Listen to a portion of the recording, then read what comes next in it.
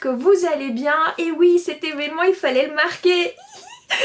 J'ai 1000 abonnés, oui, la communauté prend déjà une ampleur et c'est vraiment une petite fierté pour moi parce que oui, c'est juste un chiffre, je sais, mais voilà, ça va rien changer sur ma chaîne, je sais aussi, mais c'est vrai que voilà, il y a des choses qu'il faut quand même marquer le coup, même si ben voilà, mon avis les lives, si ça vous plaît, ben voilà, je vais continuer à faire ceci et donc ben, une fois de temps en temps, mais pas forcément pour un événement, quoique pour les 1500 peut-être. Je ne sais pas, je trouverai encore une idée farfelue pour vous faire ça. Marquer un événement, j'aime bien. C'est pas forcément des colis pour faire des concours et tout, des choses comme ça. Ici, tout le monde peut participer. Donc voilà, que tu sois débutant, confirmé ou que tu n'utilises pas forcément cette technique de scrap, il n'y a pas de souci, cet atelier est fait pour tout le monde. Donc il va quand même falloir que je vous parle de ce live parce que je blablate encore et je remarque que voilà, je vous en parle pas. Tout à fait moi, je divague, voilà, je suis bien aujourd'hui, je suis contente. Et donc du coup, voilà. Oui, je vous en parle quand même là. Donc voilà, vous savez que l'organisation et moi, ben, il faut absolument que je m'organise pour y arriver. Et c'est vrai que en soi, je fais avec mon happy planner, mais parfois je l'oublie en bas. Et comme je suis au grenier, bah j'ai quand même 2 étages. La loose quoi. Oui, ça fait celle qui va pas faire les 36 000 escaliers pour descendre. Ouais, ça fait la fainéante à 2 balles quoi. Mais bon, voilà, parfois quand vous remontez avec tous vos trucs et que vous vous dites non, j'ai oublié mon happy planner en bas. Et je suis perdue sans mon happy planner, sans mes petites notes.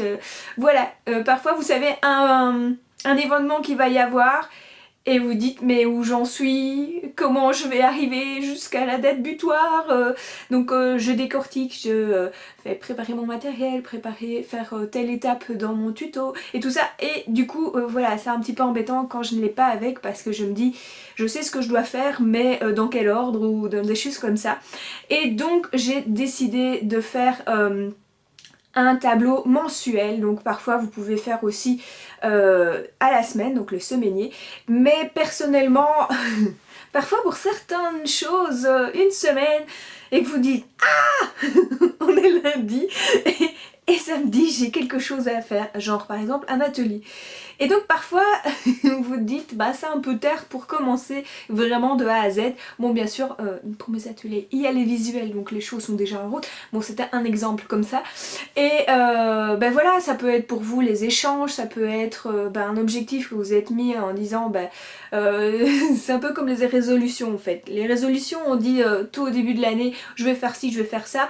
Et au fait comme on n'a pas une vue plus loin que le mois de janvier, ben c'est vrai que ça tombe un peu à l'eau. Et donc du coup c'est un petit peu ça que j'avais envie de vous faire découvrir.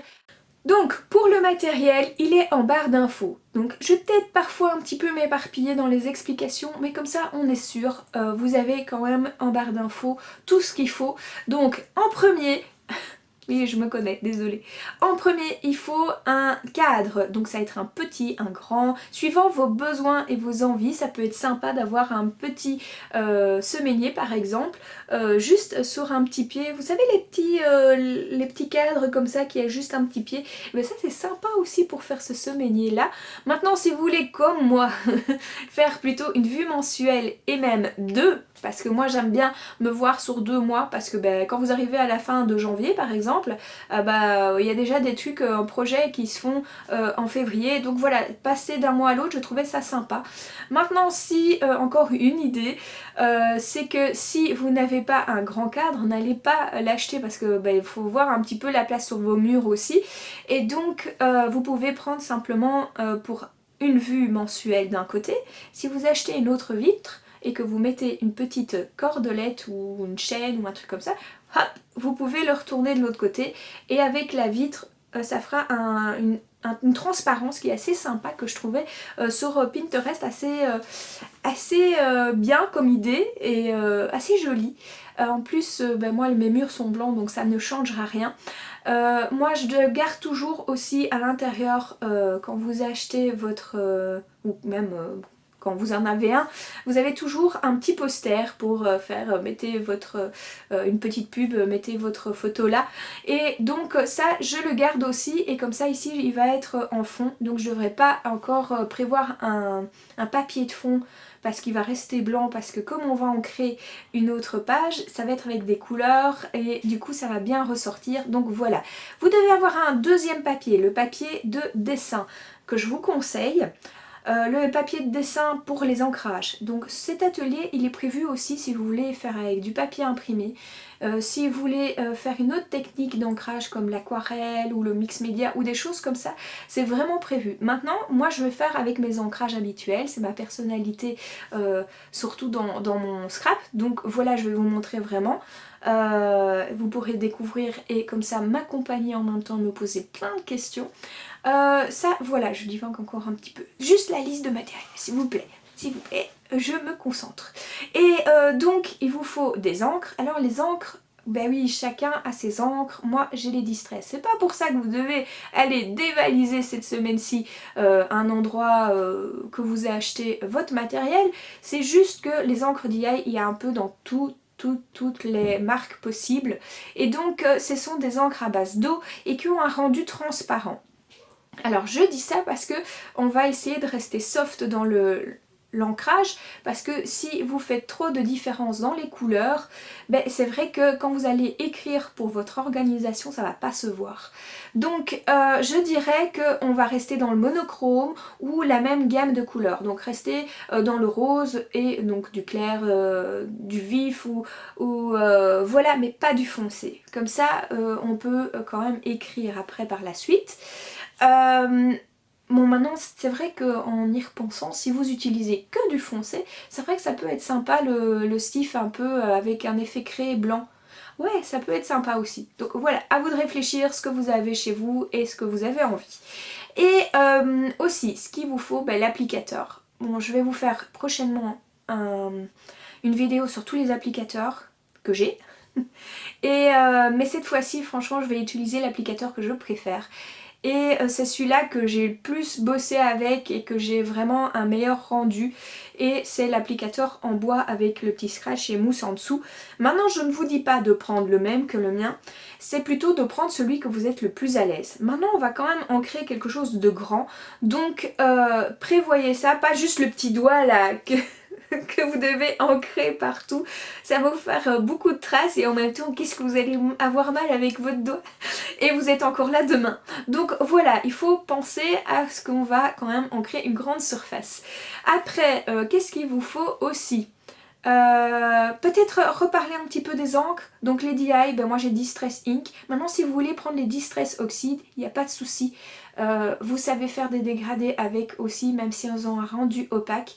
Maintenant, voilà, c'est surtout une façon qu'elles puissent s'étaler. Surtout, donc si vous voulez des autres marques que Distress Ink, il y a aussi les Easy Ink, il y a aussi les Florilège, donc ça c'est Floricolor.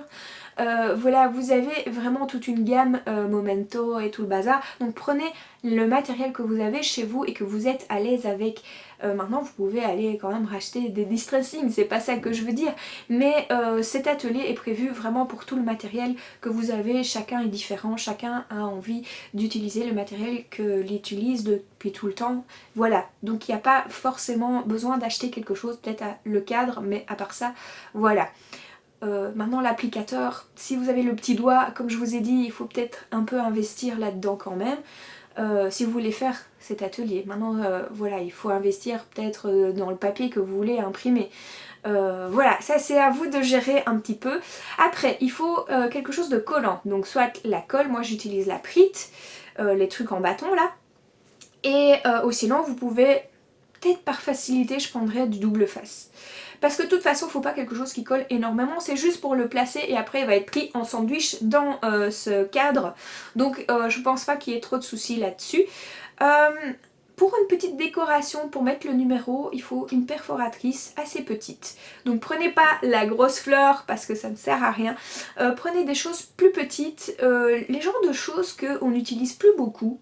Donc voilà, maintenant la forme va être au-dessus, donc ne prenez pas un cœur, le cœur va être à l'envers.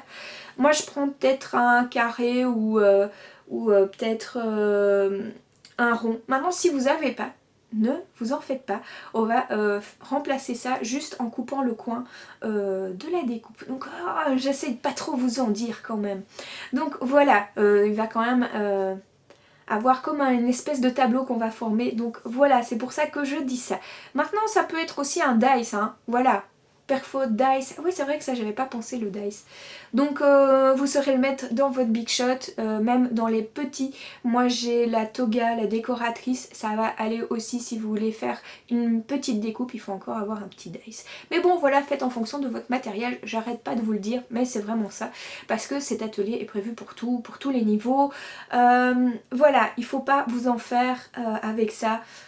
Enlevez ça de votre tête si ça vous stresse, ça c'est pas du tout le cas ici. Maintenant j'aurai peut-être quelqu'un à côté de moi qui va m'aider pour les questions parce que moi je serai en train de scraper et que s'il y a énormément de questions et qu'on en loupe une, c'est vrai que parfois on est un peu bloqué. Et donc voilà, je vais sûrement faire ça. Donc voilà, je ne sais pas encore très bien la date, donc je vous le mets ici, là. Le truc qui va défiler peut-être, ou là, ou là, ou là, ou là, ou là. Mais le lieu de rendez-vous sera dans mon atelier avec ma webcam et sur ma chaîne YouTube. L'heure, je vous le mets aussi dans le petit texte et dans la barre d'infos, tant qu'à faire, on le met partout. Faites passer le message. Voilà, j'espère que ce genre de vidéo d'organisation pour un live vous plaît. N'oubliez pas de mettre un petit pouce bleu, de vous abonner à ma chaîne YouTube si ça n'est pas encore fait. Maintenant, n'oubliez pas aussi, si vous avez plein de questions, c'est pour ça que j'ai fait cette vidéo.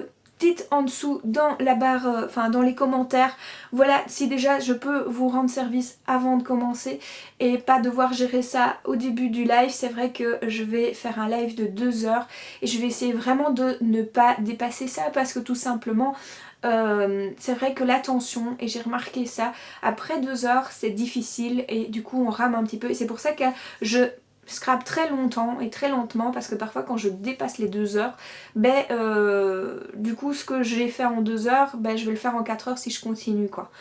Voilà, la vidéo s'achève, j'espère que ça vous a plu. N'oubliez pas de mettre les petits pouces bleus, de vous abonner à ma chaîne YouTube si ça n'est pas encore fait, d'activer la petite cloche en dessous pour savoir quand je poste une vidéo sur YouTube. Et je vous dis à bientôt pour le live. Bye!